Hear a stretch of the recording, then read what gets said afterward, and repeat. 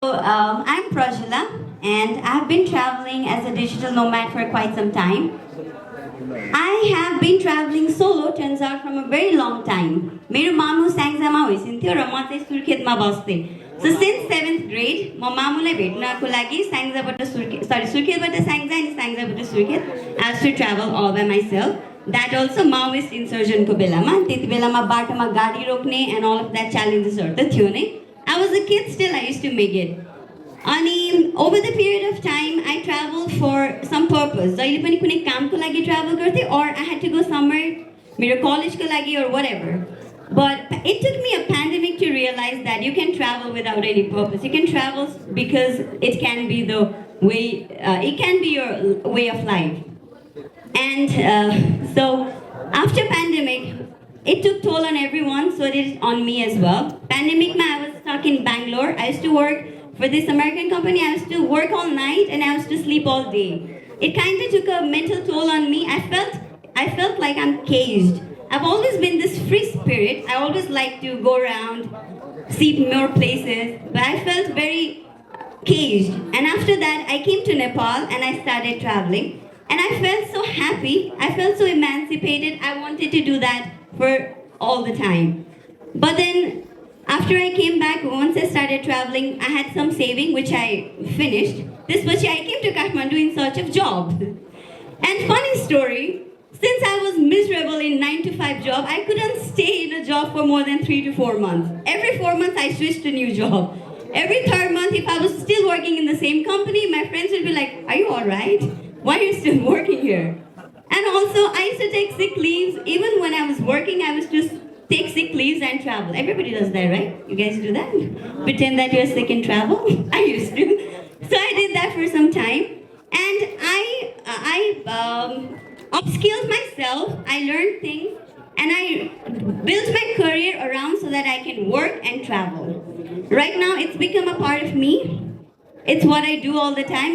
I always carry a bag that has my laptop, my toothbrush, a pair of change clothes. I'm always on the go. If anybody tells me, let's go to Pokhara, hell yeah, let's go. So I'm always on the go, all right? So over the period of time after the Solo Traveler application, I traveled in South India and I did ABC.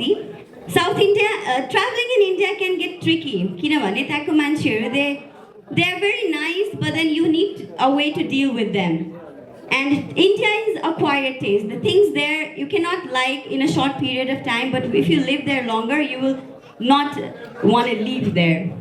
I traveled South India. I saw sunrise from Pondicherry. I saw sunset from Gokarna.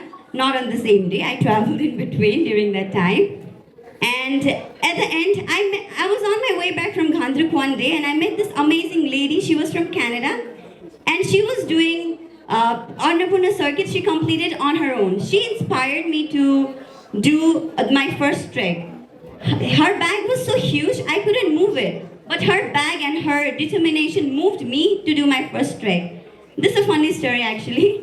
I climbed the stairs and I had already reached on top. This was on the way to Annapurna base camp. I had reached on top and when I was hiking around in Kathmandu in Shivapuri, I was robbed by a monkey. So over there, so many monkeys were there. So I climbed down the stairs again, waited for some more people and went back. And this place means a lot to me because when I was there, I was all by myself. It was a different terrain. I had never seen a landscape like that. I felt so alone. I felt the huge, majestic mountains made me feel so insignificant. What am I? What am I proud of? It broke me in a way that it built me to be a better person. And Annapurna Trek has been, it gave me a sense of accomplishment. It subliminally changed me as a person. There is nothing that I can do is what I felt after I completed this trek. And this is one of the most mesmerizing events I've ever seen in my entire life. I was lucky enough to reach there on exact time.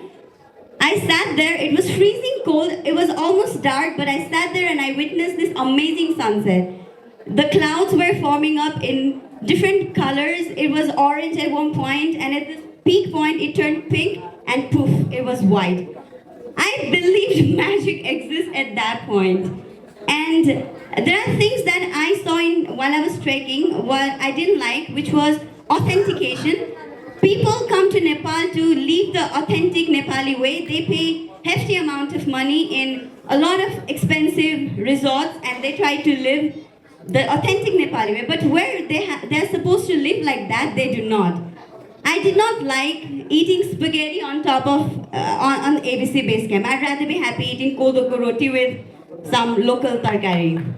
So I think we need to work on that. Apart from that, traveling has it has enriched me to be a person that I always saw myself being.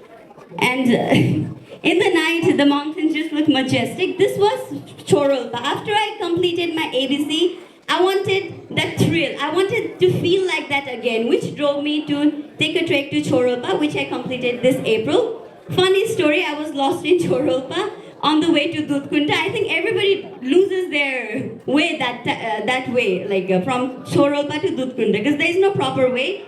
And they ask us to follow the green arrow. The green arrow doesn't show you left or right, it shows upwards, because that's where you're supposed to go. You're supposed to climb the stones and go upwards.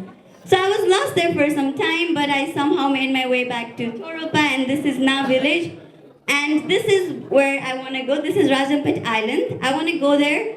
It's in Indonesia. There is a single resort there where I want to do scuba. And that's all about my story. Thank you so much, guys. Thank you for being here.